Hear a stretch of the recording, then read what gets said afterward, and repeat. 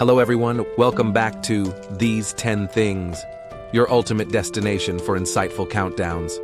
I'm your host, Elkanah Jubal. From essential knowledge to intriguing facts and little-known truths, we break it all down into concise, easy-to-follow top 10 lists. Whether you're here to stay informed or to uncover hidden insights, you've come to the right place. Today, we're tackling a concern of many great folks: how to choose a lawyer, one panic-inducing decision at a time. Because let's face it, someday you'll need one. Whether you're suing your neighbor for stealing your Wi-Fi, again, or fighting a parking ticket that's clearly a conspiracy, let's break it down. But first, here is our disclaimer.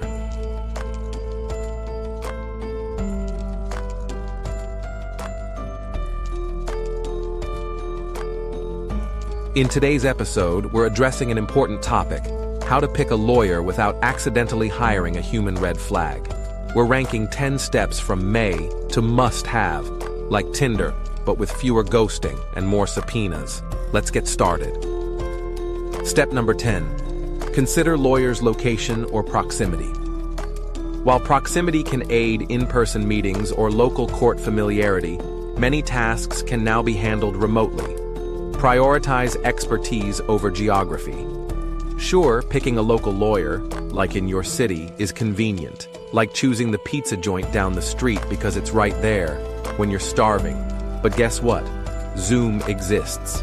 You don't need someone local unless you're starring in a courtroom drama against the HOA over the height of your front lawn grass in your cul-de-sac. If their office is a literal food truck, maybe rethink. Step number 9. Look at fees and billing structure. Clarify hourly rates, flat fees, or contingency models to avoid surprises. Ensure transparency and affordability, but don't let cost overshadow quality. Lawyers charge in 3 ways: hourly, cha-ching, flat fees, which simply means I'll take your entire stock, or contingency, which basically stands for we don't get paid unless you win.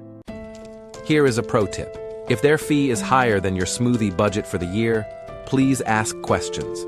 But remember, cheap lawyers can be like dollar store duct tape. It works until it really matters. It is prudent to compare costs with other attorneys and ensure the pricing is transparent and reasonable for your budget. Step number 8. Verify credentials and licensing.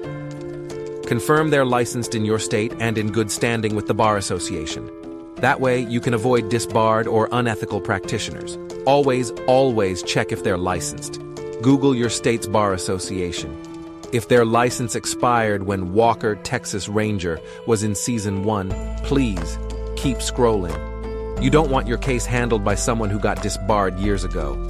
Having said that, do bear in mind, impressive credentials don't always guarantee competence in your specific issue. Step number 7. Evaluate online reviews and reputation. Check platforms like Avo, Google Reviews, or Martindale-Hubbell for client feedback, but balance this with deeper research. Yelp isn't just for ranting about cold fries.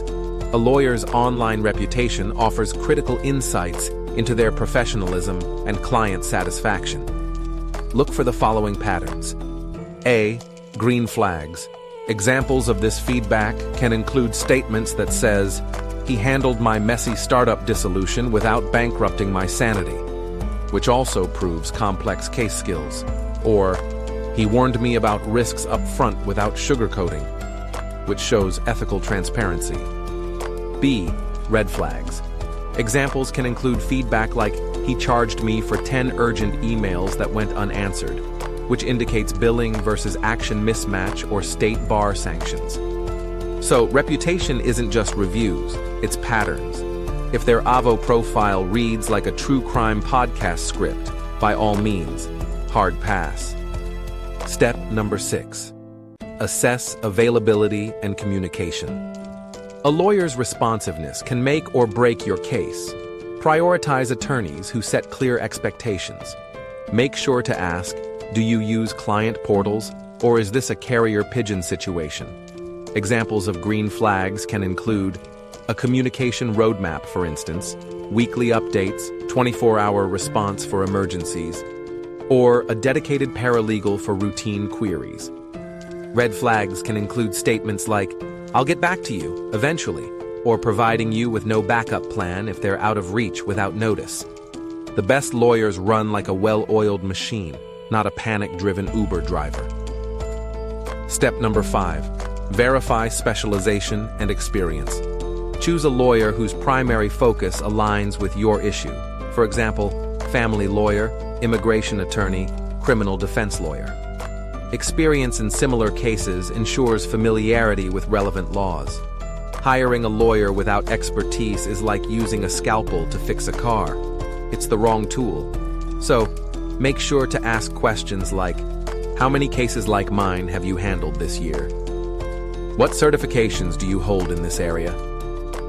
At the end of the day, aim for specialists, not generalists. The right lawyer operates like a seasoned surgeon, precise, practiced, and prepared. Step number 4. Check track record and success in similar cases. This means that you take the time to review their past outcomes, for instance, settlements or trial wins, to gauge competence. Would you eat at a restaurant where the chef burns toast? Nope. So, do not be afraid to ask, how many cases like mine have you actually won? If they dodge with, let's focus on the future, or your case is different, please exit faster than me when someone says, let's split the bill evenly after ordering lobster. So it is important that you check the following things. A. Case specifics.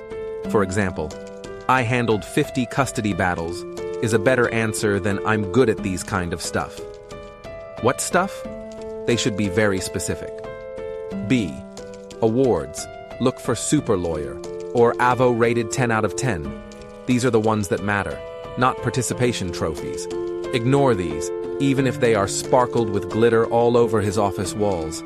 If they brag about win rates, but it's all traffic tickets, that's like a pilot bragging they've never crashed. A paper airplane. Step number 3. Schedule a consultation and assess compatibility. Consider your first consultation meeting as your legal first date. Do they explain things clearly, or sound like they're reciting a chapter out of Shakespeare's Romeo and Juliet? So look for these signs. A. Green flags.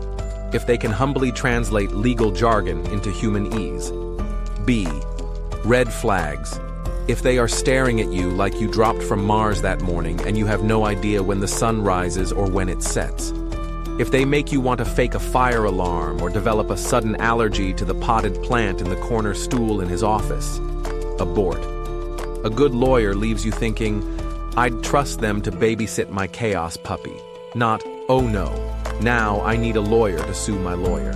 Here's a pro tip. Bring questions. Have a notepad full of questions. If they roll their eyes, throw a pen. Not legally advised, but deeply satisfying. Step number 2. Gauge honesty, ethics, and transparency. Avoid lawyers who guarantee outcomes or dodge weaknesses. If they say, this is a guaranteed win, or the judge is my very good friend. In fact, him and I play golf together every Saturday morning. Please note, they're lying harder than a squirrel selling walnuts timeshares.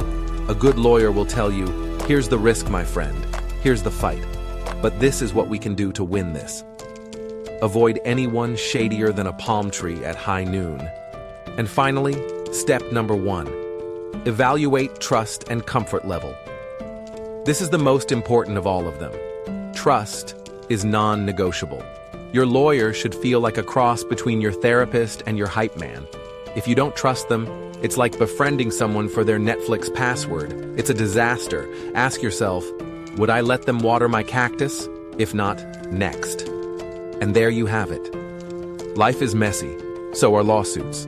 They're like haunted houses, terrifying, but better with the right guide. It is my hope that with these 10 steps, you're ready to hopefully get yourself a good lawyer and win that case. Go forth, conquer the legal jungle, and remember, life's too short for bad lawyers and, well, weak Wi-Fi. If you found this video helpful, make sure to like and share it, and don't forget to subscribe for more with these 10 things countdowns. Thanks for watching. See you in the next video.